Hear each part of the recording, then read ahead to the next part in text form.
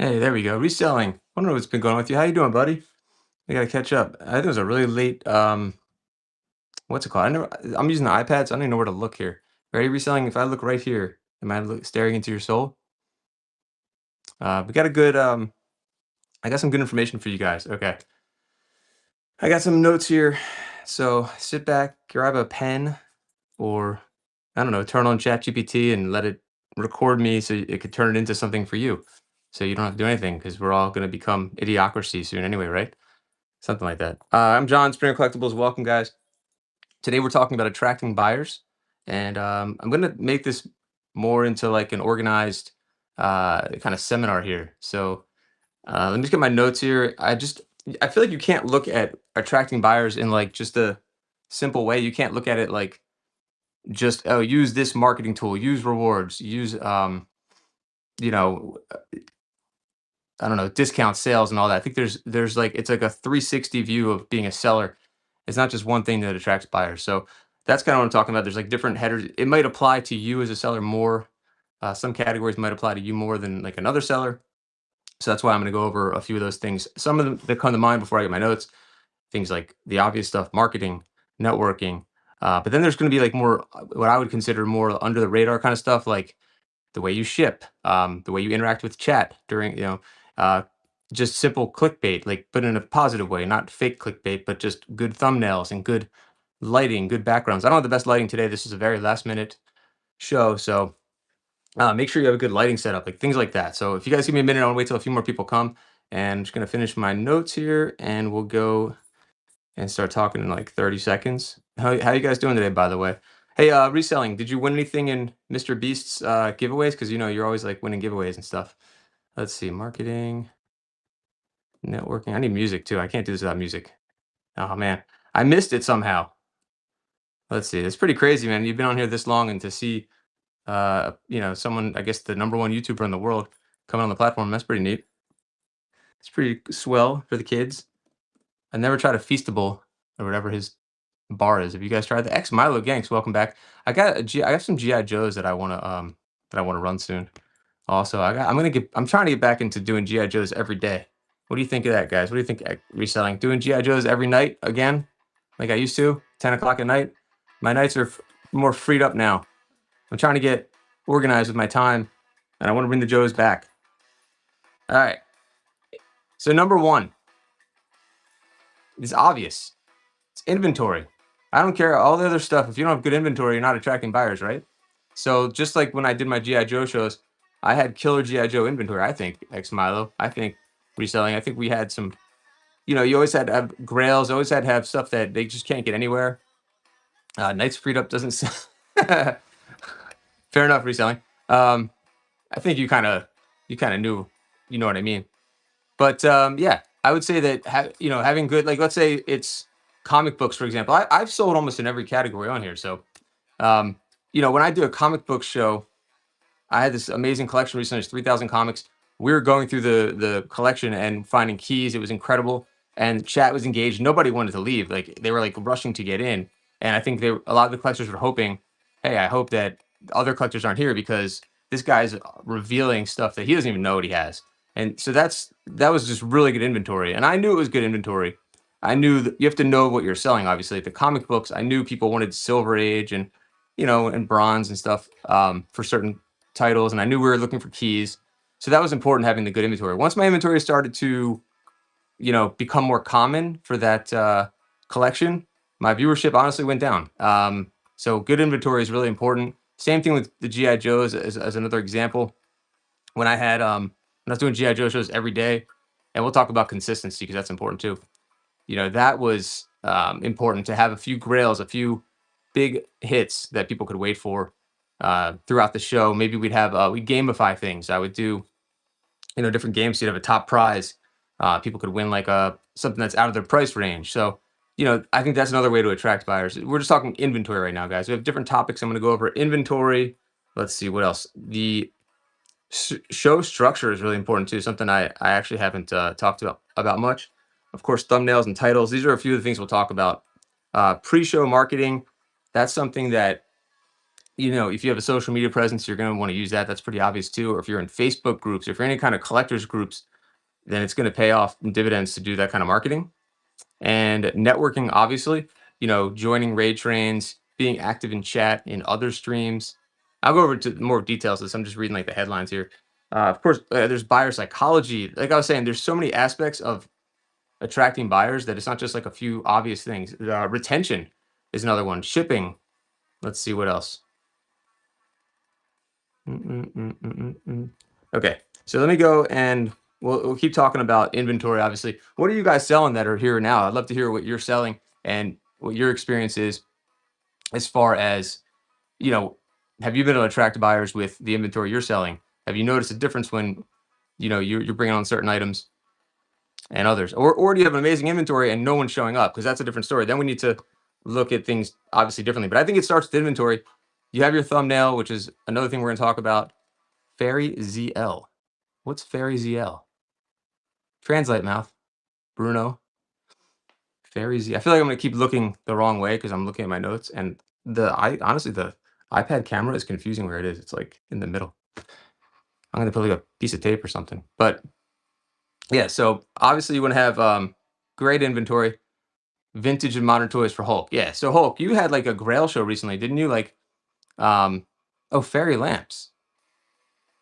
Interesting. I don't even know what that is. Let's look. Can we look up what fairy lamp is? That like the new like reselling? Is that like the new? What are those bags called that were like on here nonstop? Fairy lamps. Fairy lamps. I don't know. I'm scared what's gonna come up on Google. Let's see. No. Okay. This is maybe an old school thing. This is like vintage decor. So I mean, yeah, like vintage decor. I haven't. I've sold a lot of that. I haven't really hung out in that category though. But yeah, for Hulk, it's a Rage, Fenton Fairy lamps. All right, that's good to know. See, you always got to keep up with the trends. That's another thing Bruno's saying. You got to know what your buyers want. So there you go. Thank you, Bruno. Fenton Fairy lamps. I imagine those are not that common, or are they? Um, I know that maybe for a while, like what's that glass called? The Vaseline glass, the one that glows in the dark, very popular. Kind of slow. Yeah, that's tough, Hulk, because Hulk had great inventory, but you don't want to just give that stuff away. Hopefully, that will bring people back. They're like, wow, Hulk brings the high end stuff, and they're gonna come back to you, and they'll remember you for that too. That inventory. Your inventory is only as good as the customers that see it. That's true. That's a yeah reselling. Had an item for 40 for 3 years on the app. Same seller sold it for 256. All right, fair enough. You're ruining my speech now. What up, vintage source? No, there's of course there's going to be that issue reselling. So we have to look at it globally. We have to look at it as a whole. Uranium glass. That's what I was thinking. Thank you. Um, I like the vintage decor category, by the way, Bruno. I don't want to get off topic here, but I like it because I think you can find a lot of it out in the wild, really, really, really cheap. Especially if you buy it in bulk. There's stuff that I've bought that I'm like, why am I buying a bunch of weird? I don't even know what it is I'm buying. Like, it's just a bunch of glass. But I was looking at it from the average cost per item.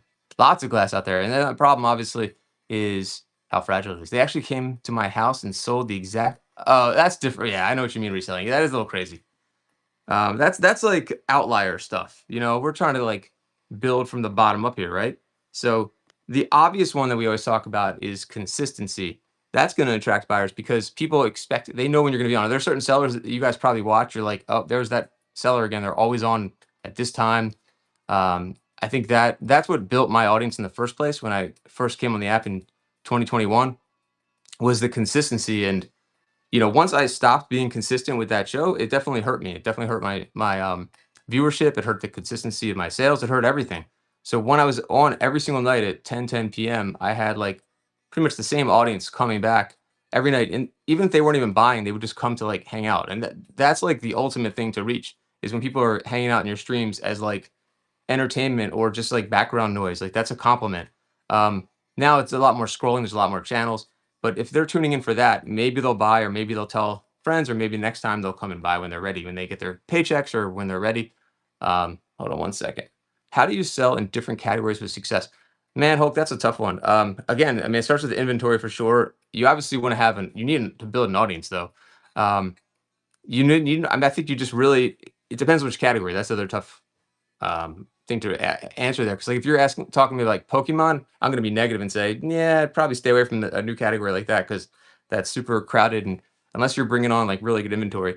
But it's just you need to break in. If you're serious about that category, then you really need to understand that category, how it works, what attracts buyers.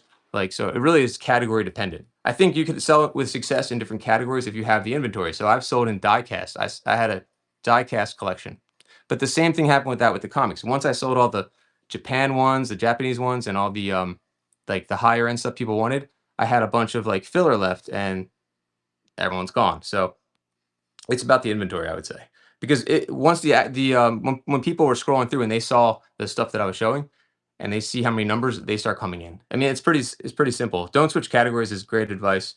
Um, let's see. If you're a once in a while seller like myself, it helps to build community by interacting in chats. Yeah, Xmilo is right. That's going to help.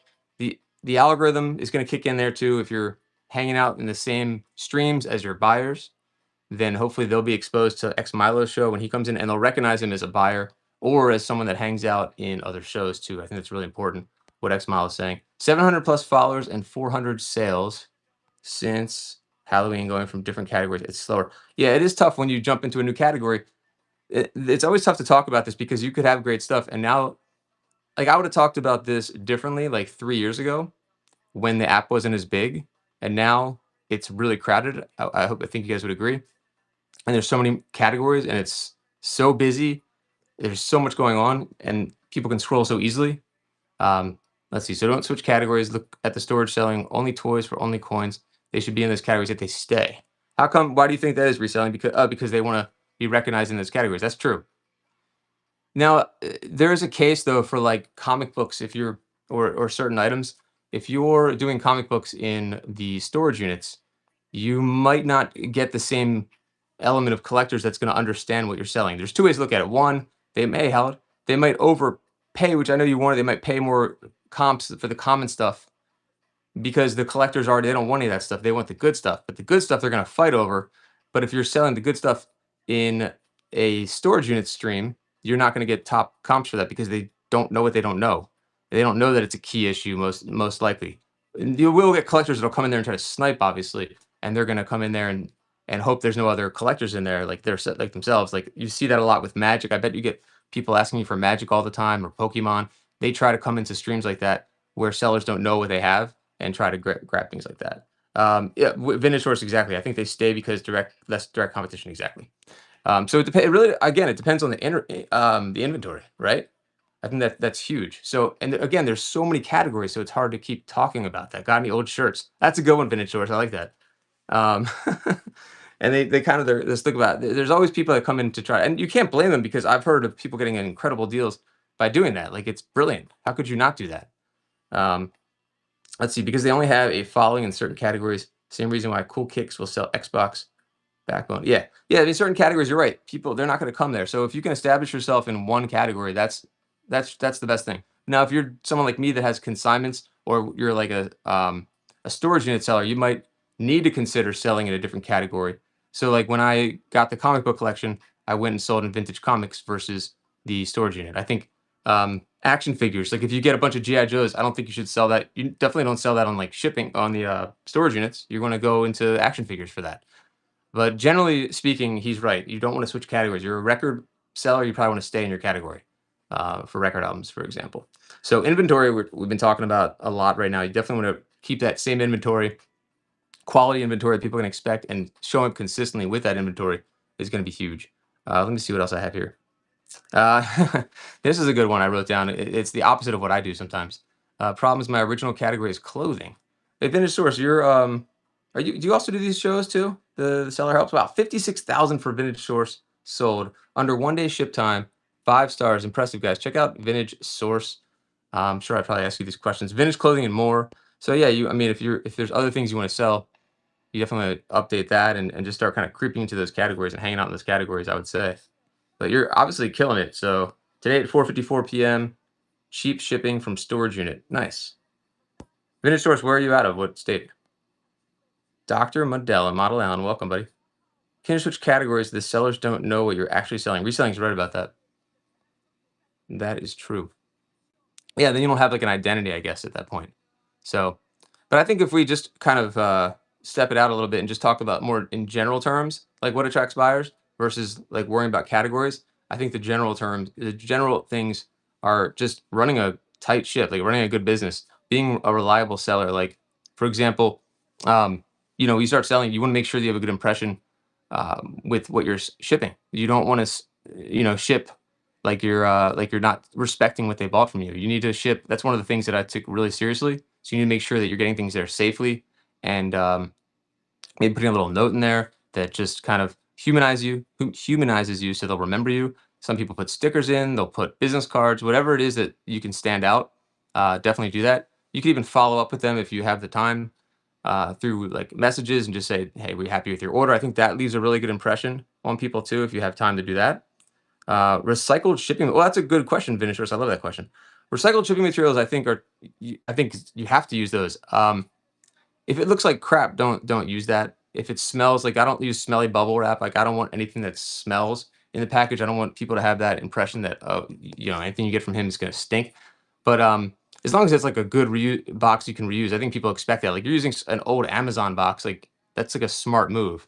So I don't think there's anything wrong with using a recycled box. I don't think anyone's going to judge you on that. If you have like your own branded tape or something, then huge bonus there. Then you definitely don't have to worry about that. But I use recycled boxes all the time. It's like, I mean, every time I get a box that's I don't have to pay for, that's like money in your pocket, right? So I would encourage that for sure. Like, I saw a moving company outside my house. That's true too. There's that angle too, Howard. People that are environmentalists, like that alone, that would be a good reason to do that. He's right here. That would be a good reason to do that. But yeah, I mean, I would say that that's a great question though. I would say that the stuff that's in the package you want to make sure is clean though and doesn't have an odor or anything like that. That's really important. The outside of the box, as long as it's not beat up or anything like that, I think you're good. I do see a lot of people like randomly on Facebook complaining that people use free supplies from USPS, like they abuse them, and I get that. So I'd be careful with doing something like that.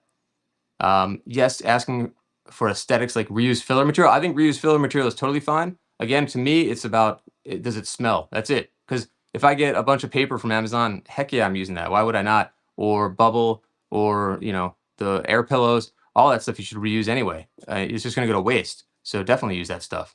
Um, yeah, if you tape correctly, reuse all the time. Yeah, as long as the box isn't beat up or anything like that. Don't use newspaper to pack. Yeah, I don't think you need to use newspaper to pack. You could buy cheap rolls of newspaper paper and use that to pack. But I was saying I saw a moving company outside of my house, and I was like, "What do you guys do with after you unpack somebody? What do you do with all your stuff?" And the guy's like, here's a huge roll of paper. You want that?" And I'm like, "Sure, man." Like, so you never know. Like, I would take like little actions like that to get the free stuff. You never know how you can get free stuff. I'm in the grocery store. I'm watching them. Um, you know, you always start to notice this stuff. I'm watching them, unload everything, do inventory, and I'm like, "What do you guys do with the boxes?"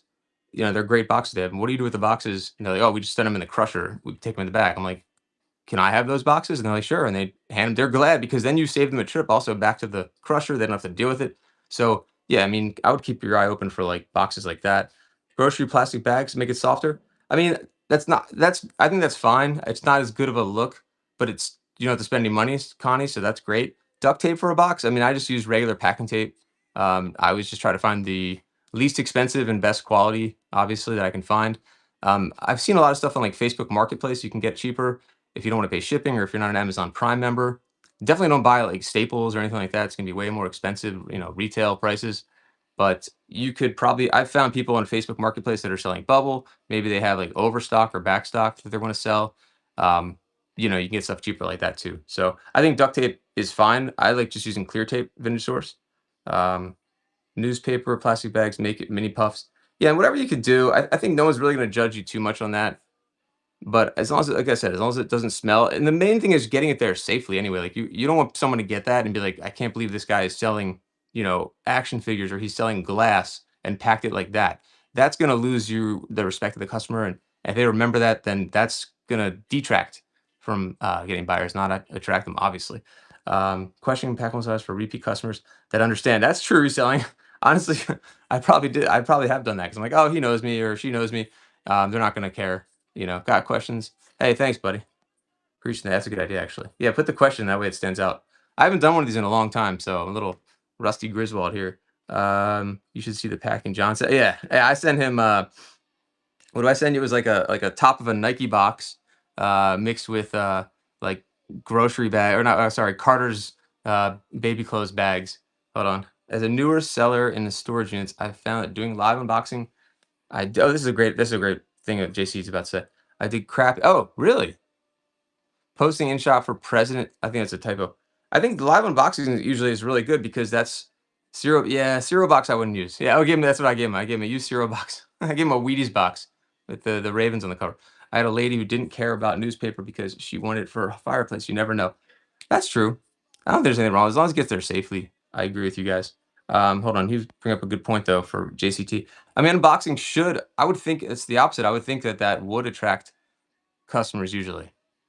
I use styrofoam to oh yeah, styrofoam. If you can use yeah, if you can like use reuse any of that stuff, it's amazing. I'll give you guys a real I need to do a shipping show because I think I have some really good tips for shipping more than like anything. Lately I've been using one of my biggest tricks or hack or whatever you want to say is using cardboard. Like if you have a cardboard box that you don't need or maybe is older, I use cardboard to get stuff there safely. I don't like bubble necessarily. It's expensive, takes up a lot of space. Um, oh, that's awesome. Dumpster dive behind a furniture store to get all the filler you need. Yeah, that's an interesting idea, actually. It's all brand new. Only thing customers seem to hate across the board is no peanuts. That's true. There is a case to use peanuts though in some things like breakables and glass and that. But my thing about cardboard, cardboard is amazing. I've been like using if you don't mind using an X-Acto knife or whatever, a box cutter, like I'll score the box cutter, I'll score the cardboard and like wrap it around like the paper of the item, and that becomes like its own little box in the box, and it doesn't take that much extra work, and it can really like it just makes me know that when people are gonna get it, it's gonna come there safely, and I'm gonna get great feedback. Also, that that it got there safe and that I respected what I'm sending them. So, like I was doing a bunch of Christmas ornaments. That's how I was wrapping them because I know how delicate they are. And I just realized like that's a good way to also put filler in the box that takes up a lot of space if your box isn't the right size. So I'm going to show that when I do the shipping one. I'm going to show how to break down a box a little bit, like cut it so and score it so it's smaller because you guys are going to get dinged for extra shipping too. Get a lot of quality clean boxes because there's an Xfinity right down the road from me. Ooh, so all that goes in the bin in our boxes I use for that. See, you guys have the best advice. That's amazing. So I mean, talk to your local stores to get it. It's like nothing worse than having to pay for consumables like that. Like you don't want that to be on your, in your expenses. Like, hey, Allie, welcome. Like you don't want that being part of your overhead, obviously. And if you can, I mean, obviously the USPS has free boxes if you're shipping priority. I appreciate that, Howard. Let me mod you up. I don't know why the iPad has to do that weird. Like, I guess that's just the camera's not on top, so it messes me up. Allow to moderate. So yeah, having a good impression with shipping was the second thing we talked about. Now we talked about great inventory, which is obvious, but you gotta have great inventory to attract buyers. I use packaging as well. I'm very careful with everything and open the space, keep them and just reuse them. Yeah, yeah, exactly. So I mean, like keep any cardboard people know to give to me too. Like people start knowing, like give him cardboard, give him certain boxes. Like I buy from certain auction houses, and I'll just like grab as many boxes and all sorts of stuff because they have like an back stock of that stuff. I got two huge rolls of bubble wrap from a pallet seller. Oh, that's smart, Connie. See, you got to do your research like that and just talk to people. Like, let's see, USPS just released new free packing materials for Poshmark sellers. Interesting. Do they have a deal with Poshmark? Let's see. Okay, so here's another obvious one, but maybe gets overlooked is like your thumbnail. Like now you have to have a good thumbnail or the setting of your show because people are scroll, scroll, scroll. They need to be, drawn into your show for some reason. So whether it's the thumbnail and they see it and they bookmark it, um, put your inventory in the photo is like an easy way to do it. Like if you have really good inventory, put that in the photo number one over say like have ChatGPT make a thumbnail for you or make it in Canva or whatever. Like that's great and all, but if you put your actual inventory as the thumb, I think that's the way. And then people will come in there and be like, hey, do you still have that, Marvel, whatever, that Captain America key issue that you showed in the thumb? Like they'll come in just for that. All thumbnails are the same now. All chat. I agree with you, Resign. That's why I think you just put in your actual items. Um, let's see. And then keep the actual item like on the camera too, if it's not sold yet. But obviously you have to intend to sell. Like don't just bring it in there, put it there to bring people in.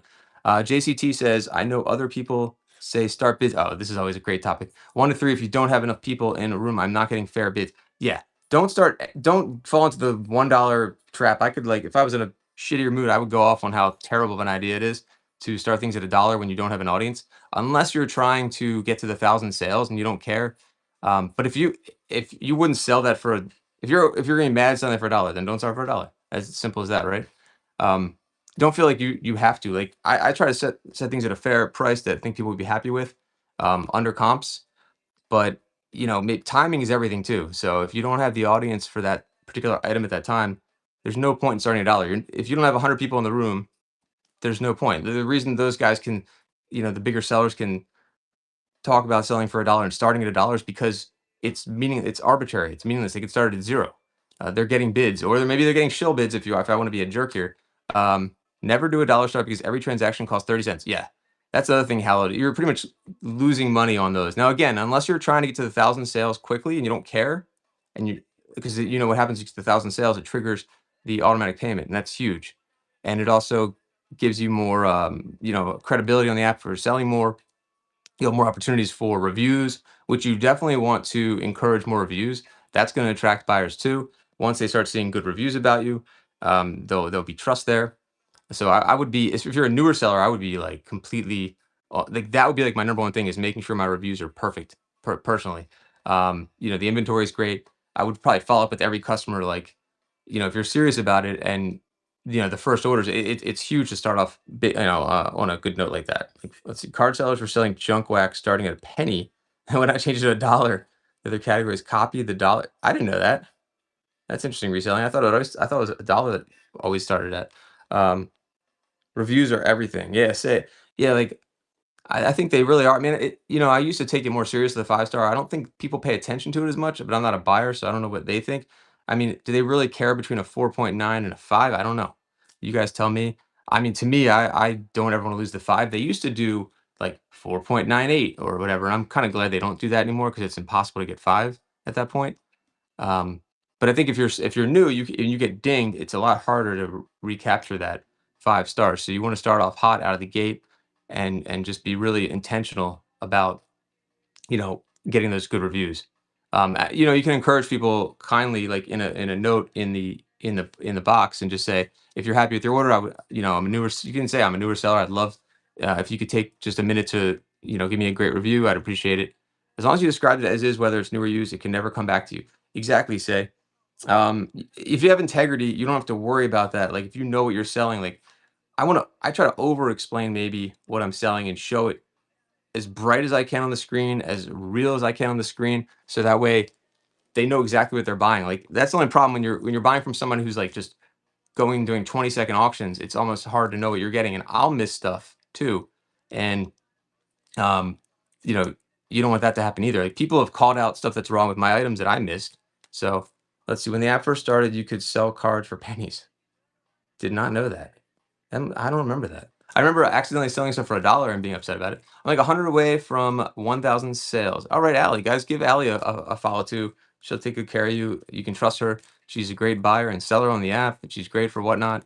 It's taking consistency for me. And yeah, Allie's really stuck with it, like through like having like just a few people in her stream. She definitely has stuck with it and grown, and she just does it like what part time. Appreciate that, says. Oh yeah, guys, follow Allie. Get her to that 1,000 sales, and she's got a huge variety of stuff. She's a collector and a seller, so I think I'm guessing she does it for fun and maybe to finance her hobby, or maybe for a little extra money also. But I think it's a combination of all that probably. Um, hey, Julie Becker, welcome. Julie also does these the seller shows, guys. The seller support shows. Make sure you check her out. I bet she's got one coming up soon. It's I've kind of been not on here as much, Julie. So I haven't done one of these in a while. The last one I missed because I was sick. But she is killing it, guys. She's got under a day ship time. I'm always impressed when people are under a day ship time. 5 stars, 21,000 sold, and today at 6:30, seller support. Boom, there you go, attracting buyers. 752. Holy shit! She has 752 bookmarks. I That's incredible. What are you like, Mr. Beast? Jesus, 752. I mean, like 500,000, but still, in relative terms, that's like Mr. Beast numbers. Like, for us regular people, regular sellers. Oh, says I'm a new seller here. I love hearing about new sellers. Let's see. I actually haven't started. I've just been trying to get it just on how it works on here, but I've been selling. Oh, so you're already experienced. You just got to just get in there. You know what I mean? Says like just do it. I wouldn't overthink it. Your first show might suck, and that's fine. And just start getting like just start getting in there and just trying it out. Like, you could also do test shows. You could, I wouldn't put pressure on yourself. I don't know if you are, to just nervous. That's understandable. I would be nervous, I think, if I was, um, on my face on. I think if your first show, or you could just do it without being on camera, I think that makes a huge difference.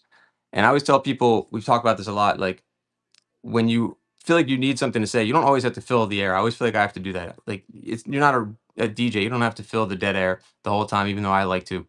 You can take a deep breath. You can be human, but you know. Oh yeah. Oh, I appreciate that. Thank you. But one thing I always tell people is, if you blank and you're nervous, just talk about the item you have. That's it. Just talk about the item. Maybe throw out a question to chat.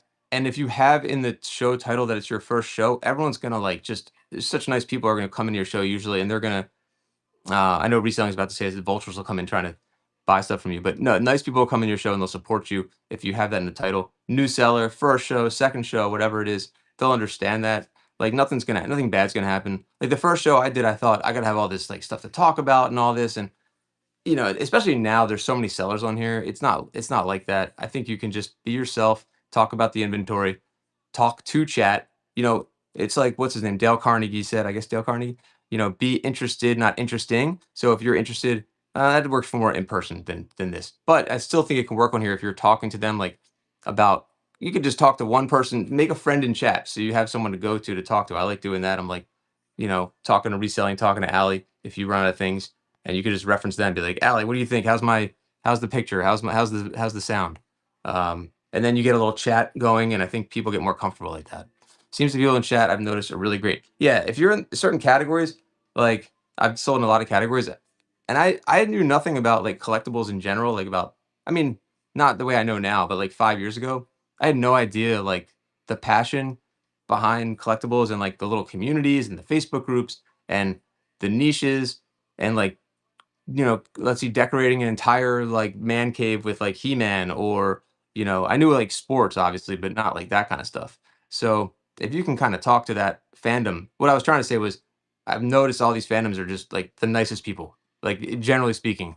I'm like, if I meet if someone I know, you collect GI Joe, you're probably a pretty good person. I don't know. It's just, for the most part, reselling's probably rolling his eyes right now, but um, or like even Star Wars. I'm like, this is probably most likely someone that's just a nice person that you don't have to worry about. I've had just really great experiences with the different categories, like records, action figures, what else? Diecast. It's just been like great people. So, you're doing your show. I wouldn't stress about it at all. I would just get on there and start doing it, or you're not going to want to do it. You're just going to keep second guessing yourself and getting your head. I could talk about that topic all day, like anxiety and,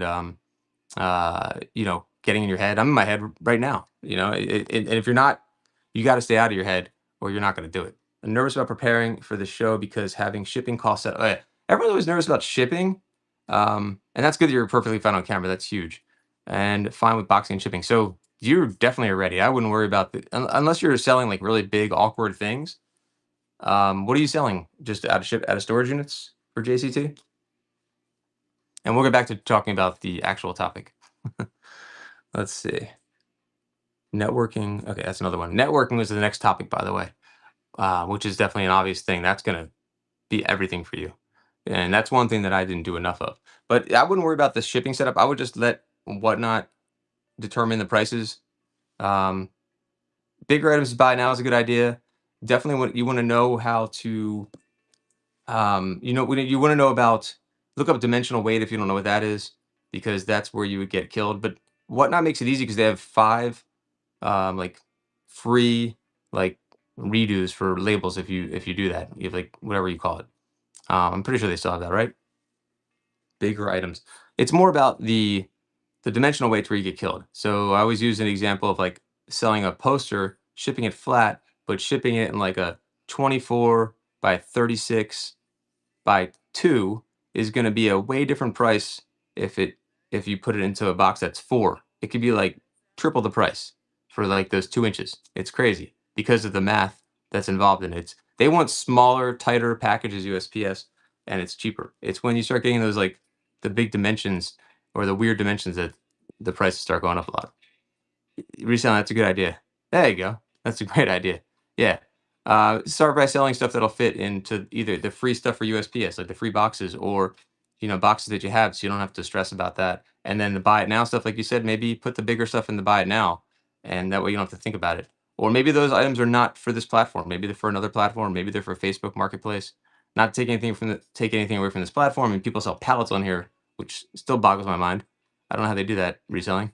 Um, so I mean, if they can do that, you can definitely sell any item on here. You know what I mean? So we talked about inventory, having good inventory.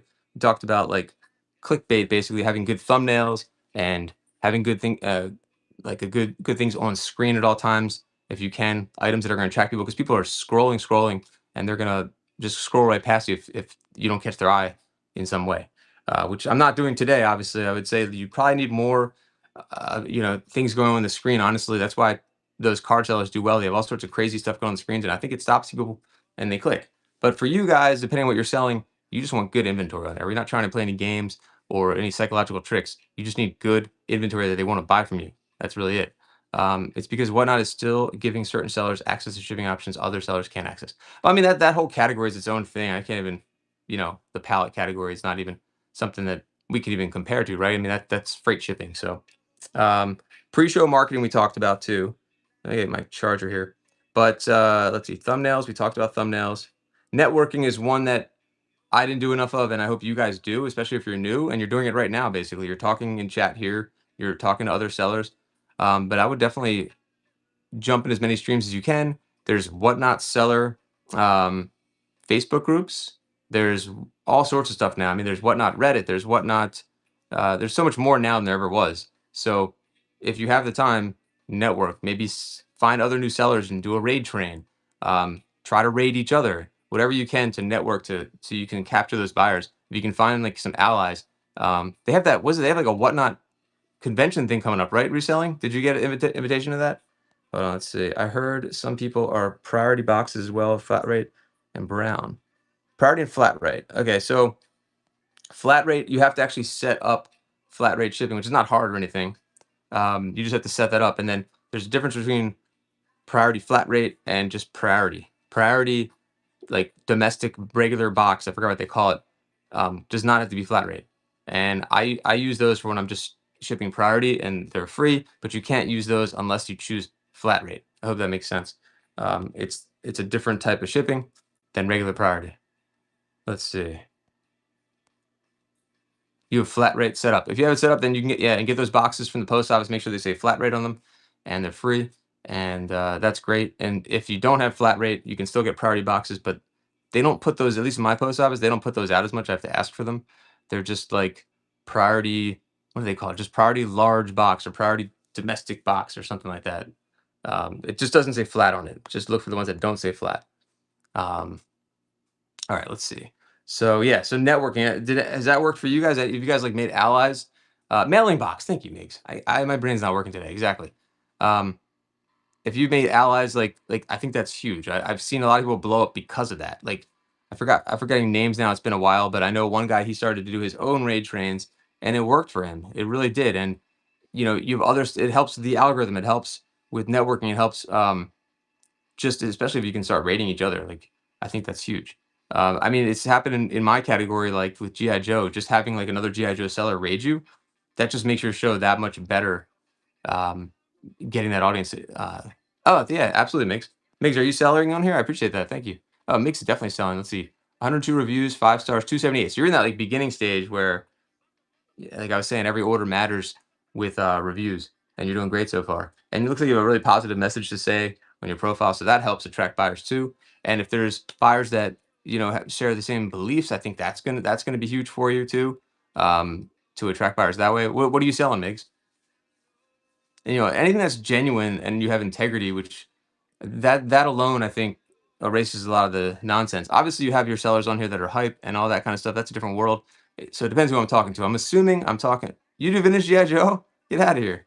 Okay, that's what I started off doing. I was the first.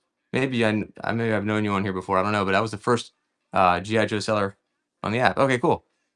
First year GI Joe, that was insane during COVID, 2021, and then there's like there's a few more sellers that have been staying on here, just doing it all the time. It's a great category, and it's a great group of collectors on here. I see multiple sellers who were failing started these community raid trains and became for the people. Funny how that works. I mean, you know what? You got to do what you got to do reselling. I mean, I have trouble being that kind of like politician. Oh yeah, thank you. Exactly. Yeah, the toy man's like the large. Yeah, he's doing really well. So is Zubaz. Yeah, you can't be a right. Sometimes I wish I had that like drive that like politicians have. I don't want to get on politics, but I was wondering like how they keep going, like how they just lie. Like it's like so easy to tell when people are lying these days. Everything's transparent. It's not like it's the '60s and there's just like three channels in a newspaper, you know? Anyway. Oh, thanks, Allie. I appreciate you as well, and that's really good to hear. I really enjoyed doing these. Like I've done a lot of them. If you go to my YouTube, I think my older content's going to be really helpful too. I mean, we've done conversations on everything. Before there was like this more official, unofficial seller support group of like there's like about 20 sellers I think that do this, and there's a bunch of them on there on a playlist, seller Q&A. And I always tell people just, if you don't have the time, just, put 1.5 speed or something like that, or just skip through them. And I have some shorts also. Hopefully, if you just watch 20 minutes and you get one piece of great advice or something you can apply, it's so worth it. That's how I always look at like all the YouTube content I consume. I'm like, if I get one thing that like helps me to the next step or take action, then it was worth my scrolling, my doom scrolling, or whatever you're gonna call it. You watch it on 30x. Springer Collectibles, it is. Thanks for asking, JCT. Yeah, it's Springer Collectibles on YouTube. So if you just search that, it should come up. Just the same exact. It should be the same logo and everything for now. I had to change my. I never. I was meant to change my logo. I never did it. But yeah, thing of creating YouTube. What's great about YouTube on here? It's talking about attracting buyers. We'll segue really quick. Um, you can link it to YouTube. So right now, this is simulcasting. Thanks, Migs. So it's simulcasting to YouTube, which is a no-brainer. I'm getting like with zero effort, I'm getting content on YouTube. Now it is a live video. I think that's a little different, but then I can take that content from YouTube and I can splice it up into shorts if I had the time. There's all these AI apps now where you can do that. You can take a YouTube link and just distill it into little shorts. That's how some of these guys are able to come up with so much content so easily and so quickly. So just being able to have this simulcast on YouTube, that's attracting buyers too and attracting subscribers. And then maybe your subscribers from YouTube will hopefully come over to Whatnot. How do you link it? It's actually really easy. It's embedded into the app. I think I'm trying to remember, there's literally like something that comes up for casting. I haven't done it in so long, so I don't even know. It's probably in the settings. Let me see. Yeah, okay. There's a look for multicast. I don't see it right now, but if you look for multicast in the settings, you should be able to connect it with your YouTube. Or I think it also allows you to connect it with what, like, I don't know if it's Facebook Live or Twitch or something. I don't even know what the other ones are. I don't pay attention because I don't have those other channels. But yeah, right now I should be live on YouTube as long as it's working. And when I could spend time on YouTube and all that, it was amazing being able to have that. So let's see. So we talked about a lot of stuff here. Buyer psychology. Let me see if there's anything else to talk about real quick while I still have some time. I appreciate you guys coming in. Quick action plan. I mean, any questions for you guys, like a new seller? Like we went over, your thumbnail. Make sure you're getting pictures of the items you're selling. I think that's huge. You could obviously do like the ChatGPT type thumbnail or Canva, but it might get lost in the mix. I think if you actually like, if you're selling comics, you want to put like the best comics in the picture, obviously to attract people. I mean, sometimes the things on the screen, like if I could do low hanging fruit right now and grab my dog and put him up to the screen, and I mean, that's clickbait. That's gonna get people to stop scrolling for a second, probably. So whatever you need, it's tough to keep people's attention. Like, and especially if you focus on that number at the top. For me, that's a problem. I got to stop doing that. But that number can make you crazy. You got to stop doing that. But that number can also influence attracting buyers too. Unfortunately, it's the guy would say it's like the Chinese restaurant at the mall. If you see a line and people are grabbing those chicken teriyaki samples, you're intrigued. But if there's no one there and the guy's standing with the samples, you're like, that place looks sketchy. And it's the exact same freaking place. It's just whether it's a line or not. Or maybe some people like to come into streams that have less people because they don't want to be part of that huge thing. It's like I look at it like you can flip the script in your mind and say, you know what? I have a store that's open right now. I have 12 people in my store. Like that's a lot for a random collectibles. At any time, if like a collectible toy store had 12 people, they'd probably be ecstatic, right? So maybe you could think about it that way. I need to do that too. I get kind of caught up in looking at that number, but that also is a factor in attracting buyers, unfortunately. So, getting rated by a friend or something like that, or working that out can help get those numbers up too. Try to find smaller sell. Then that's cool too, Allie. Like, there are people like that that definitely want to do that, help support smaller sellers. And some people would rather buy from a smaller seller because there's not too much noise and you can get what you want. You get more personalized service. So there is definitely a way to look at it in a positive light.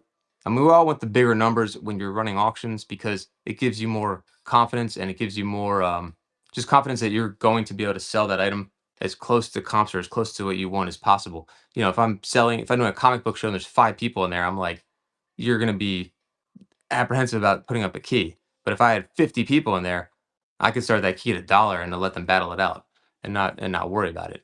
So, you just but that's where like just building your business comes from in the first place is staying consistent, gaining trust with integrity, and just doing a good job. And I think one thing I didn't talk about was just communicating with Chad also, and relating to chat and making them feel comfortable because they could buy from how many sellers on here? If you're buying in Pokemon or comics, you could buy from 50, 100, 200, 500 people. So you want them to buy from you and they want to support you. So I'm talking in a genuine way to interact with chat. Like I can't talk about the fake stuff. I'm sure people fake stuff all the time, like reselling was saying about, hey fam and all that, whatever people say. And maybe that's true for some people. Whatever works for you, I think people would want to buy from you if you're a genuine person and you're selling what they like, they want to support you. I think that goes a long way. I don't think people are going to talk about that enough. I think they're going to talk more about hype and maybe the obvious stuff like rewards club and putting things on sale and coupons. Big guys are hard to buy from. More than likely, are going to pay more. That's true too, Ali. So like you could get into a stream like that, and there's more competition. I love the Joe Bro community. Yeah, definitely much love support there. You're right. Yeah, it's such a good quality group of guys. A lot of them have become friends through there. I've met guys that have you know, group text with and stuff like that, and they're just we can relate. Like Gen Xers can relate so well. I feel like that's why it was so easy for me to gain an audience because the stuff I was talking about. That's another thing. I actually thank you, Migs, that I didn't think about. Like it's not going to be that easy for everyone to be able to relate to their audience because in like let's say storage units, you don't know who's in there. It could be an 18-year-old in there. It could be a 65-year-old in there. So a lot of my references will just kind of go over people's heads or they'll be annoyed by it. But if I know my Gen X audience is in there and I drop like some kind of Goonies or Back to the Future reference, that's like they can relate to that. Or I talk about watching Perfect Strangers or Small Wonder. Anyone that was born in like the 70s or early 80s is gonna know what the hell I'm talking about, and they're gonna laugh and maybe stick around and be like, "Oh, this is cool. I can relate to this guy." I know when I meet like other parents, I have 3 kids and I'm like probably an older dad, right? I'm gonna be 48. Oh, God, Allie, 48 this year. This doesn't make sense. Um, but I meet other parents and they're usually like younger than me. But then when I meet like parents that are like who were born in the late 70s, I'm like, boom, like it was like I can talk to you about but and oh, you're pretty, then you start talking about all sorts of shit. I don't know why, it's just better. So I think that helped me grow my audience, knowing who my audience was. It was kind of easy to know who they were because anyone that's buying, yeah, yeah, it definitely makes anyone that's buying GI Joes from the 80s is pretty much guaranteed to be within a few years of my age and have the same reference, the same childhood kind of memories and all that stuff. So if you know your audience, that's the long-winded version of what I'm trying to say is know your audience and know, what they might want to hear. And like I'm thinking of like maybe, someone that's in a niche like die-cast cars. If you start talking about how you're a collector, I think that helps relate. Like you both are collectors, but they're also a seller. I think that's huge. That's something that I can't relate to because I'm not a collector. Um, Yet another reason why you switching categories isn't always great. I agree with you, reselling. That's why I'm really strongly considering if I'm going to keep selling on Whatnot consistently. I'm trying to find a way to go back into GI Joe's strong and hard, um, or maybe just action figures or vintage figures. I think that was like my niche, and it was something that I was comfortable with, and I think that was when I was peak doing well and Whatnot. So why change that? I'm not a storage unit seller like other people, so you can't. I don't think. I think it's better to stay in your lane maybe. And I still love selling everything, but maybe not on here. Like I've been using the dreaded Febe, which is horrible. It's like a double edged. Not even. It's a double edged battle axe, double edged. I don't know whatever's worse than a sword. It's that. Like you know what I did yesterday, just for an experiment. I took some dead inventory that didn't have a lot of views, and I was like, you know what? Let's just give eBay what they want. And I like did 50% promotion, and just to see what would happen. And I did like 40% on like a few items, and one of them fucking sold today. Excuse my language. One of them sold today. It was like this. I wish I could show it to you guys. It's like this ugly baby doll that like it actually gets me excited to keep selling because I'm like, wow, that sold. Like, it came from a bigger unit. Like I didn't buy it on purpose. It was part of a collection. And I was like, I don't throw things out because I know someone's gonna buy something that I have. Like I don't think I've ever not sold anything, which is kind of crazy when you think about it. I don't think maybe a couple things, but everything sells, like they say. Where was I going? I lost my train of thought. But I think the point was to sell your niche if you can. If it's working for you, stay in and sell your niche. I think if you can specialize in something, do it if you can. You can specialize in storage units. There's people that kill it on here doing more general stuff, but there's people killing it just doing silver, just doing comics, just doing um, action figures. So at least on eBay, when you sell something, you don't second guess the sale price. Yeah, that's true. Yeah, that's true. Um, I mean, I had to do that. It is a double edged sword though, because I'm not even come on here to talk about eBay, but it's more about strategy also. So you have to know what sells better on each platform. Let's be honest. Like, it's kind of. I have this amazing. I've talked about this before. I have this amazing. Let me show you this playing card collection. Right, it's incredible. I could not sell this on Whatnot. You tell me if I'm wrong. Like, you think I could sell this on eBay? Who wants to guess how much this is worth? Like, if I put this up in a storage unit category, what do you think this would go for? Let's have some interactive fun. Here's another thing to interact with chat. Why not? For fun. And I think reselling's gonna ruin my fun. He's gonna be like, he's gonna put the exact comp somehow. But anyone, just take a guess. What's this deck from 19? I don't know. It's like 1900, and I have like tons of $20. Thank you, Kelly. All right, just killing it is more on the point. More on point. Just killing it pretty much. Right. But look at the difference though. So I have Kelly in the chat, and I have just killing it in the chat. I can't sell this on a random unit. This is like $200 deck. Believe it or not, it's crazy. But why? It's just a niche thing. Is the point? So you kind of got to know. I don't know. Yeah, that's true, JCT. But you have to. That's a very small niche too. Why not similar to a toilet, a place where people dump their crap? Yes, and not really. I think it's a niche thing because it's not all crap. Like there's, it's more nuanced than that. Reselling your target audience. Yeah, just killing it knows. Just killing. Did you actually know, or you just took a guess just because I kind of set it up that way? Because I didn't know this category at all, and this category is crazy. Like if you can find this stuff in the wild, holy shit! Like you can't find this. Like I've never seen it in the wild, never seen auctions. But this gentleman from the state, he collected thousands of these decks. And he's meticulous about them. Like some of them are worth $2,000 for one deck of cards. That is bonkers. Some of them are worth like 50, and they're beautiful. That people look at them as like artwork and things like that. So you watch. Oh, did they have this? They had this. I've never even seen this on TV or anything. Like when they told me they had a playing card collection, I didn't even understand what they were talking about. I was thinking like what stuff from casinos. Like I didn't realize there's all these like souvenir. They're called like souvenir decks and World Fair decks. Am I selling? I mean, I am just not on here.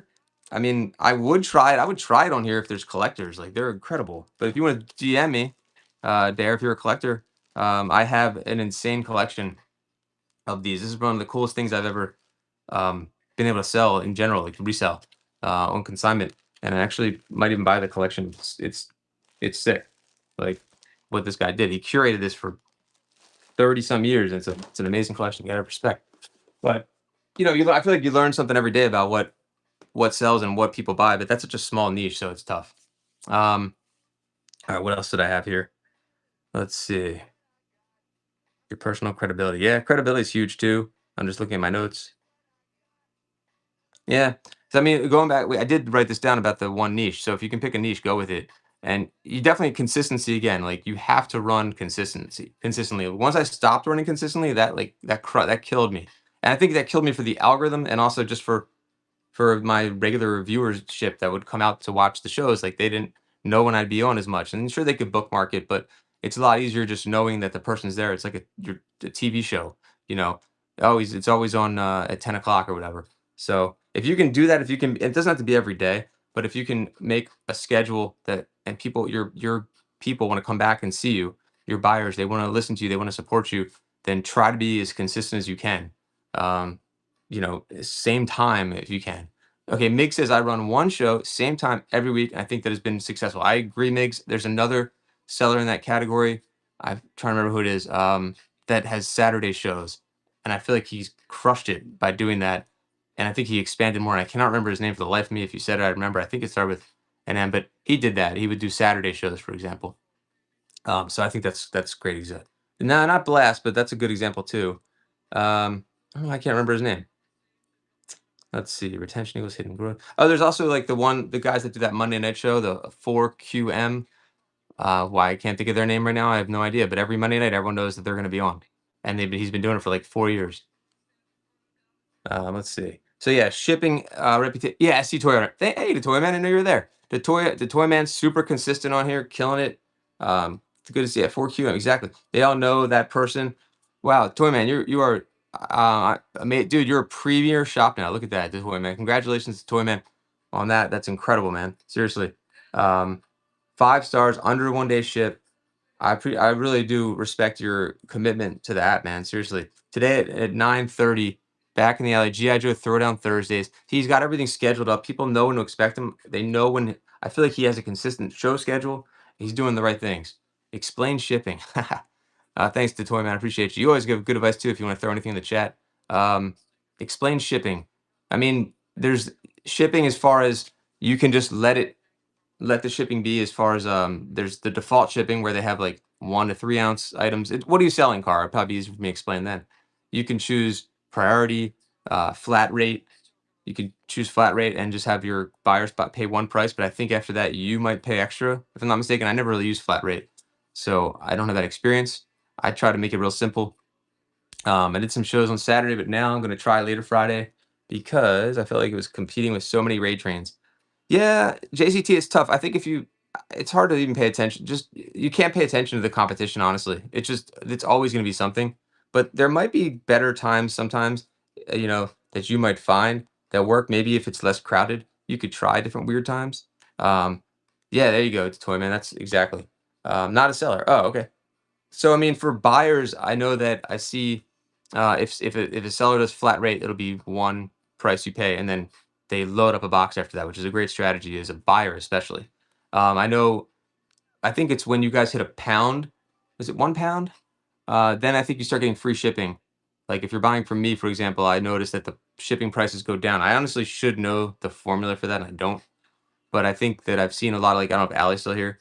It's like after she bought, and maybe the Toy Man might know, after she bought like, 3 items, 4 items, whatever it is, all of a sudden her shipping's free for like the rest of the show until she hits like 5 pounds. Then I think it starts over. That's it. Okay. Up to 5 pounds, it's 9.21. Okay. Toys R Us. Wow, long time. Over 1 pound, but under 5 pound, print the label and ship. Don't adjust unless over 1 cubic feet. There you go. Thanks, Toys. Yeah, no, I'm rusty on this stuff. Toys killing it too. Toys R Us. 5,000 sold, 5 stars. Good deal, man. Good deal. Yeah, I appreciate you guys jumping in there too. Let's see. Hold on 1 second, guys. Yeah. Corey Manning says shipping card. He sells. What? What does that mean? What's a shipping card? He sells. I know. Yeah, there's a lot of information out there too. That's just, and this kind of things like from these kind of seller support shows. So a help card. He sell really? Oh my God, reselling. I mean, you know what? Can you blame him if people are gonna buy it? Good for him reselling. Wow, dude, that's a true salesman. Yeah, I know him. I mean, I know him, but he's done great things on the app. So yeah, it helps explain shipping. I would like to see those. That's crazy. But look up. Another thing about shipping is be aware of one of the biggest mistakes people make, and I'm going to do a shipping show is the dimensional weight. I've talked about that. So that's where you get killed is dimensional weight. If you look that up, it's a laminated card that attached to your shipping rack gives you tips. Interesting, Toys. Huh. I mean, I guess that is pretty important. I don't know. I just haven't any issues with shipping, but I guess that's easier said than done. Large box will be your only problem, and I'm going to show how I cut down boxes to make them so they don't hit dimensional weight as much as I can. $10, I think. Too. Wow. I mean, you know what? He's finding inventive ways to make money, you can't blame him. He's got I think he has a book too. I know reselling doesn't like that, but he's got an ebook. I mean, someone's got to do it reselling, right? He's taking advantage. If people want it, if people are buying it, yeah, I know you're not hating toys. If people want to buy it and you have it, you can't blame somebody for that. So I hear you though. Um, what was I saying though before that? But yeah, Oh, by the way, the Toy Man, are you going to that reseller, the whatnot? What is it? A summit, a seller summit, or reselling? Are you going to that? Or were you invited? It's in Austin or something. Let me see what else I had here. Unique inventory. We talked about that. I think we've gone over almost all the stuff I wanted to talk about. Million people in the app. Only guy who sells generic advice. Oh, I guess so. I mean, they keep making new rules about stuff too. Didn't they stop? Can you still sell like what is it, gift cards and things like that? Did they stop doing that or no? Like I said, I haven't been on as much, but I could talk about the attracting buyers the way I would approach it. Like I said, just being genuine, having integrity, shipping the right way. You want to attract buyers again with this like clickbait kind of nation right now, like dopamine fix. You have to have a good setup first of all, like your lighting and all that. You have to be able to bring people into the show and stay there. You can see all the info in his preview for the card. The info is free. So why? Yeah, why? That's interesting. So, huh? So I mean, then people still want to buy it, then that's really on them at that point. They just want the same thing, or maybe they want to support him. See, he's good at attracting buyers. I'll tell you that. Let's give him props real quick because I've never seen someone be able to attract buyers better than him from like the ground up, like from like uh grassroots. I saw him grow, and I've seen him like I think he like either has other people run his shows for him sometimes, or they use his channel and you know when he's not on because there's like half the people there or a third of the people that would normally be here if he's not on just by him, not even the stuff. That says a lot. So he's having the community of the card. Yeah. I mean, that I'm not putting pressure on you that you have to be him or you have to be some personality, but that just he did whatever he did to gain people's trust and appreciation. They want to watch and they want to listen to him. Obviously, if someone else does his shows on the same exact channel and he has half the people, he's doing something right. So you can hate on certain sellers, but you have to you have to kind of take things from other sellers that work for them and maybe adopt it for you. Like you can't be Corey Man X, I can't be Corey Man X. Same energy, same vibe, same whatever. I can't be the Toy Man. I can, we're different, right? I'm not good or bad. We're different. So, but I'll watch when I was really like focused on whatnot. I would watch like shoe sellers. I would watch sports card guys, and I learned from them how to sell, how to stream. I'm 40, gonna be 48. Like I just jumped into this when I was like 44, I guess now, whatever it was, and I just kind of did my own thing and like used other people's kind of cadence, but I just kind of put my own spin on it. But if you can take little things that you see working for them, even if you don't agree with what they're saying, then use it. Like use little like the way they might set their shows up, the games they might play, um, the way they set their inventory up. You can learn a lot from sellers that you may not relate to, but you can relate to their skills. Does that make sense? Let's see. And what's working for them. Let's see. What's up, MP? Change the name to reselling nothing or complaining about it. That's good. Complaining about everything. Oh man. But I think that's good advice too. To what's working for somebody else. Like if you stay negative, which is really easy to do, and you just talk about like how it's not working for you, like that's not going to help you. But if you can look at what's working for other people and apply a little bit of that to your show and maybe build upon that, I think that can't hurt. You can pick something up from everyone just trying. Here we go. Here we go. Zir says, trying to take the positive and decipher what's good. Exactly, Zir. Exactly. So you make it your own at that point. The best part about Whatnot is there's a space for everyone. Totally, toys. Great advice there too. I've seen all types of ages working this. Just dude, exactly. Like there's no one size fit all seller or advice on here at all. You watch lots of categories. I think it helps to stay fresh too, to Toy Man. Like I am not fresh right now on this app. Like you guys probably know a lot more about it than I do right now in certain ways. So you got to keep up with what's going on, like the rules and all that kind of thing. What's like trending on here? Like there's categories on here that I can't believe that are on here. So you could learn from that. You can learn from other sellers. So I would say just scroll around and find someone that you think you see people sticking around for. What are they doing that's different? And not saying act like them or copy them, but like the other person said, take the good and apply it. I like how Whatnot people become like family and support each other. I mean, that does happen, JCT. I've seen it. I know, um, I've seen it happen genuinely reselling. Believe it or not, the Toy Man has made tons of friends on this app. Am I right? Like in real life, you have made friends, like genuine friends on this app. So yes, so it can happen, JCT. Like they're having the Whatnot summits. People meet up in different states. Like people that are more networky and social and extroverted than I are doing these things. Like they're doing them in different states. They're doing them in Facebook groups. Like I said, join Facebook groups if you're new. I think that could help.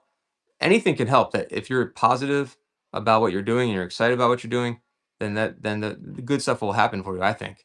And when I get in that negative mindset and I get closed off and I don't communicate and I don't take action, that's when shit stops for you and you don't get things done and you don't do well. And that's not going to attract buyers either, by the way. So if they'll pick up on a vibe from you, believe it or not, and that's not woo woo, like people will pick up on a vibe, the way you talk, the way your energy. I'm not saying you have to be, a hype person, but I remember certain shows they wore their emotions on their sleeves. If like something didn't sell well at the price they wanted, they would complain, or you could just feel the negative energy. And like that's something I didn't even talk about yet was like your energy when you're on the show. And you can't always control that, but I think that's going to be important too for attracting and keeping buyers. Let me see what else you guys said. Talk and test some of my mentors and friends daily. Let's see. Toyman had met more men in Black Alley than your local dealer. I mean, if you're in this game like that, like you got to be doing that kind of stuff. He goes to like conventions and things like that. Like you stay in touch with the people that are in your niche. Like he does that, and that's helpful. I know people in the sports card categories that they go to all the different shows, and it's huge for them to network and to bring other people in and to kind of be known in their fandom or their collector space. So whatever works for you, because maybe if you treat this strictly as like a business and you're busy, you have family, you don't have time for all that stuff, then you focus on the inventory, the efficiency, the pricing. You don't have to have little games and you don't have to relate to people and be family. You just have to be a great seller that people can trust that's efficient. So like I said in the beginning, there's so many different ways to look at what it means to be to attract buyers. There's just too many different levels and too many different categories where whatever I'm saying right now is not going to apply to everybody. It's going to apply, little bits and pieces will apply to you, and little bits and pieces apply to a different seller, or maybe it'll be totally irrelevant to some sellers too. So he's the guy from Froggy Flip's yard sale video. Who's that? Met a lot of. Who was in the Froggy Flip? Oh, he was in that. See, like guys like that do a good job of getting their name out there. Like that's attracting buyers. Someone like Froggy Flips or Harry Tornado, or I don't know. There's tons of other ones, YouTubers that come on here, and I've seen so many YouTubers that had no business, nothing with Whatnot, and they came on here and they brought their audience with them. That was tremendous. With Chasing Cardboard's another one. They're smart for doing that. Like they built a following. Who else? Storage Auction Pirate, I think, was huge on YouTube. Came here, brought his audience. That's not going to be everyone. Obviously, you're not going to just be able to pull an audience like that. But if you can bring them from like a Facebook group, something that's a little more practical, you could do that. Mr. Beast was a net positive. Anything that brings eyes. I agree with that, Toys. When I found out he was on, I was like, anything that gives any attention to this app. Like, this is the weirdest thing about this app. This is like a multi-billion-dollar company, right? They're probably going to go public, I would think, or maybe someone will buy them. I have no idea. But if you talk to like 100 people, like in your community, maybe one person has heard of it, depending on the age group. So that's crazy. How could it be a multi-billion-dollar company that's the future of selling, or the now of selling, live selling, be so unknown already? So someone like that bringing awareness to the app helps. Respectfully, they also get heavily compensated for bringing people to Whatnot. Oh, I'm sure. Yeah, I mean, I would think that must have been a huge marketing piece of their budget, but I think it was brilliant to do that. Let's see. Personally, I'm happy to see what. Yeah, exactly. Toys. Well, I would like to. We all want to see them investing in more buyers, right? Um, I don't know how eBay's doing with live selling, but they had to do it. I think everyone's going to have to be live. Does Amazon have live selling yet? If they don't, they're going to have live selling. Live selling is huge in China. I know there's all sorts of numbers on that kind of stuff. If you want to get corporate talk, but live selling is definitely. When I first saw this, I was like, "Holy!" You have like those holy shit moments where you're like, "This is like I'm not like saying I knew, but I knew like this is something special. This is something different. That's gonna say, and then TikTok, of course. I mean, TikTok kills it with this too, right? So live selling it's the next generation. It's gonna be like normal to them. Like this is like the internet in like 1995 right now. Like not maybe even 93. Like everyone had AOL and dial up, but this is gonna be more mainstream going forward. I don't know. I guess the younger generation is gonna have to make it more mainstream, like this style of selling. Um, he got 1 million followers in 2 hours. His app is fueled by Gibbies. I mean, he has how many? 300. What does he have? 350 million followers on YouTube. I mean, shit, closer to 99. All there comes. Good point, toys. Good point. I was thinking more about like the people's awareness. Like, because when people, how about this? Like when the internet came out, people were like, "I'm not gonna put my credit card online. I'm not gonna buy anything online." Are you crazy? Remember that? Like people, I was telling my kids, like they don't understand. Like people were like against buying. Like you couldn't picture selling something online. It was like insane. And when Amazon was just selling books, it was like weird and new. When Netflix transitioned to, away from DVDs, they were doing DVDs. So lesser problem to me, the amount of sellers versus the buyers. Yeah, I mean, you need a lot more buyers on here. This was a very, it was very hard to be a seller at first on here. You needed social proof. You needed, you had an application, all that kind of stuff. It was like a long wait list, and I understand why they brought on more sellers, but we just definitely need more buyers on here, obviously, because there's so many people that are untapped that don't know about this app. So, um, I'm Zero. I'm doing the multicasting right now, and I think that that's something I talked about too. Is a no brainer because I forget that I'm even doing it right now. That's how it was a really great feature they added. They've added a lot of really seller rich features that did not exist when this app first came out. Like people would take for granted. Like there was all this stuff that I wanted them to do when it first came out, and I didn't like give any feedback because like I know they have a crazy development team, and they keep hiring for it, and they've done way beyond what I could have imagined from a seller perspective. Like all the little things they've added for sellers, I think have been huge. And that's one of them. Like they didn't, I don't know. I guess that helps them because it exposes them to other platforms, you to other platforms. So it helps the buyers and helps them. Let's see. Do any of the sellers in this chat? Let's see. Designed to run without much help from customer service. Yeah, it's so easy to do. How many times will you rewatch Beast Games? I don't even know. I've never even seen it. I don't think his followers are buyers.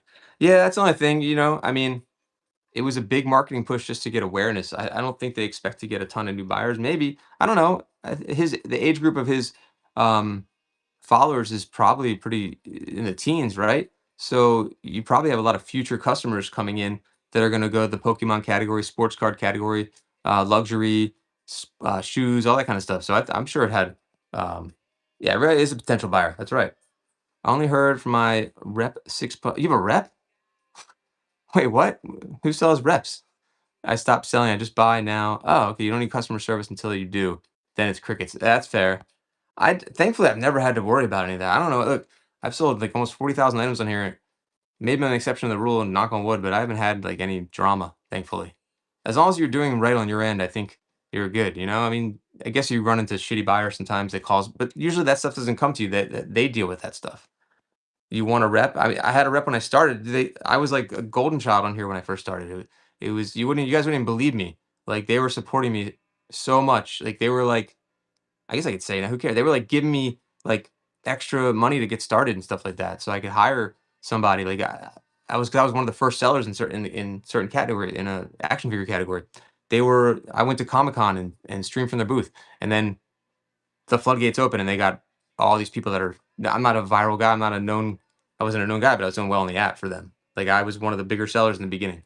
Congrats on this 10K sold. They want you to sell in a way that doesn't require much help or customer service as a seller. Yeah, exactly.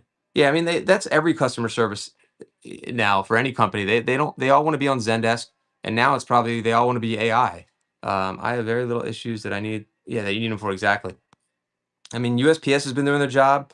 Like people complain about USPS all the time, but I've had I've had an amazing experience with USPS. And my USPS branch, like where I am, is awful. Like they close all the time. Like they're terrible, but somehow they still manage to get all the packages out perfectly and on time. It is amazing. I don't know how they do it, to Toy Man. Like I have nothing but good things to say, and they're complete assholes at my location, and they're still amazing. Put it that way. Um, so I appreciate that they do that. So I'm not complaining about USPS ever. Um, you just got to do your job. You got to scan the packages, make sure you have receipts and things like that if you're worried about that, and do a good job packing. And that's another topic altogether. I'm not gonna get into that about attracting, because we're talking about attracting buyers, but advice on shipping is something I'm gonna do soon. I'm gonna do another show on shipping because I think that's something I can help people more than probably any other. That's not like a glamorous fun thing to talk about. It's not like a brag, but I could help with shipping, except for all the stuff that you guys asked me about, like financially though. But just getting stuff there safely and packing smart, is and for cheap. I think that's something we could talk about. I'm just looking at the rest of my notes. Hey, what's going on for my two boys? I feel like I remember that name, but I don't know. Oh, how's it going for my two? Any other new sellers while we're still on here? Because I feel like this has been a good conversation. I appreciate you guys. I do hope you guys are following too. I never promote myself enough, which is that's something you should be doing. You guys don't do it. You should be promoting yourself. You should be to attract buyers. You should be engaging more with other sellers, with other buyers, Facebook groups. Like if you're really serious about selling, like you should be doing those things. You should have more awareness of your brand. I didn't do enough branding, networking. So take it from me, like someone that I built my like following very organically, which is not the way to do it. That's not the best way to do it. You want a combination of the organic building and also like actually like pushing for marketing. Shipping tutorial on your YouTube. I probably don't have a tutorial necessary. I think if you look for I should look the selling Q&A. There was definitely topics on shipping, so we talked about shipping a lot, but it was probably more about like presentation than like if you're wondering about like the rules, like the shipping rules. I don't think I went over as much. It was more about presentation of shipping and how to ship safely and things like that. Um, so your box gets there safely and it's presented well and you make a good impression. But I probably should, I'm gonna do more. I should become a guru in that. There's no reason I avoid it for some reason because it's like such a kind of a boring topic, honestly, like to keep talking about. But it's everyone asks about it, so maybe I should actually JCT. I should probably get into the weeds with that. I think I'm going to. Thanks to you saying that. Yeah, Corey Tag really helped me. Oh, okay. Don't need to adjust stuff. Yeah, exactly. You don't. I can see why. Oh, that's great. Okay, that's great, toys. I can see why it would look confusing because you don't want to like ship things wrong or the wrong weight. I think that they have. My opinion is that Whatnot has such a good deal with USPS. They probably negotiated certain pricing that there's plenty of room for them when if people make mistakes. I don't know if they're reaching out to you guys if you do make shipping mistakes. Are they doing anything about that? I don't know. I've never had them reach out and say, "Hey, you undershipped this," or like you put the wrong dimensions in or something like that.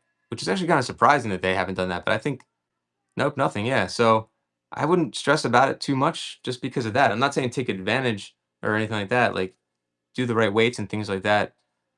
But I wouldn't freak out about it either. And if you do just like the flat rate shipping, you probably have a lot less to worry about too.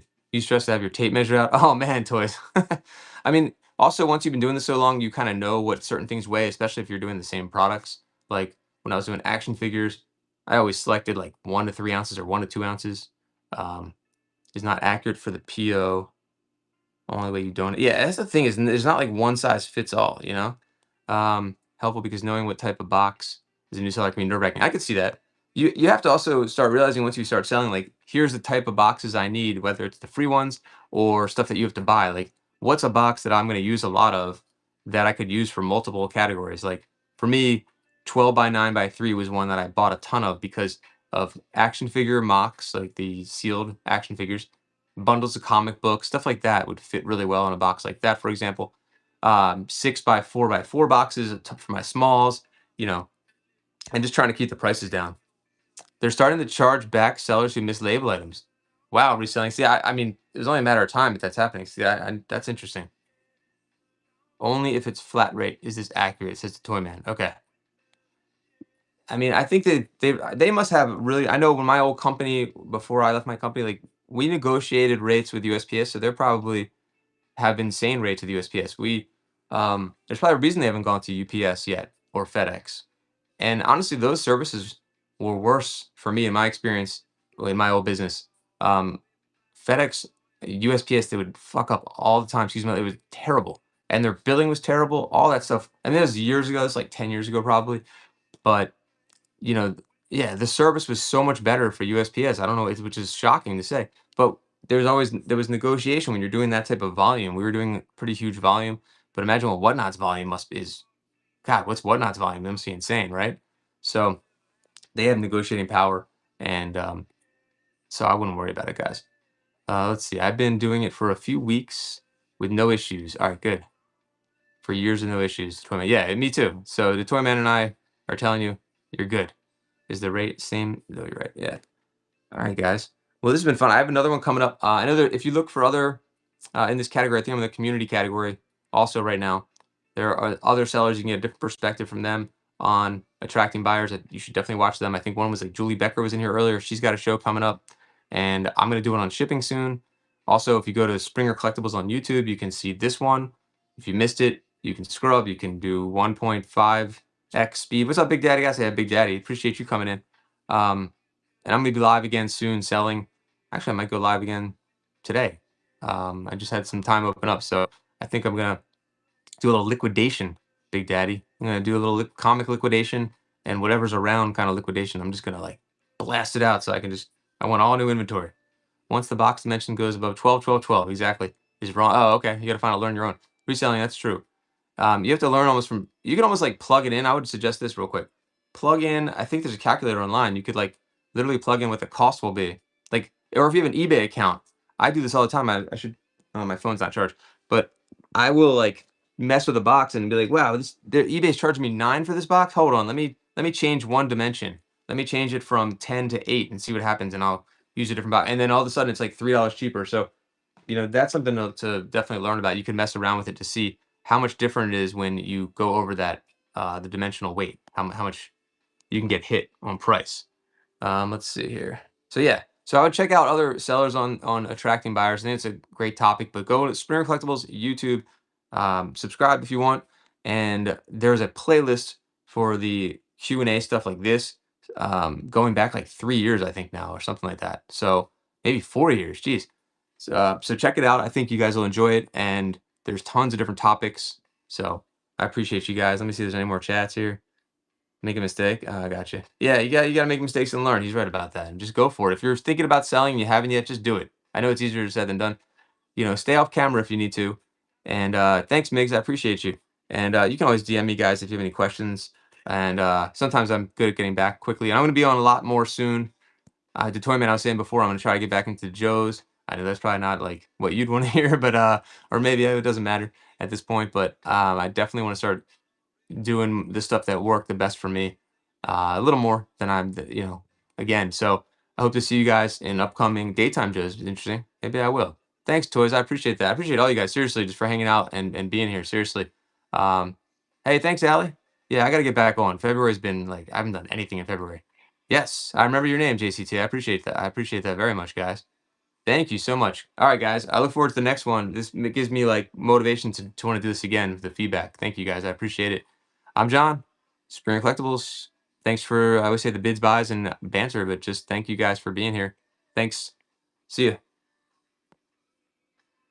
Actually, I'm going to raid, see if there's someone to raid. Here we go. I don't know if it's a community, but see ya.